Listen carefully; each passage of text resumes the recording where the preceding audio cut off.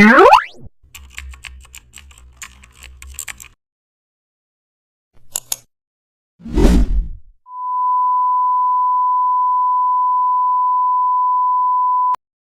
back to the channel and don't forget to like, share and subscribe for more updates.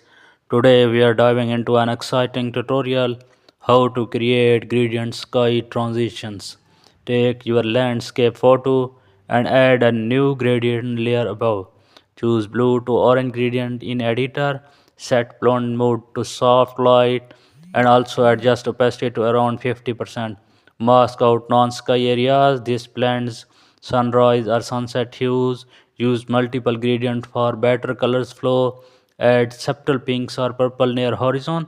Now your sky has cinematic color harmony. Add light rays with radial gradients. Enhance warmth using photo filter adjustments and also gradient blending improves neutral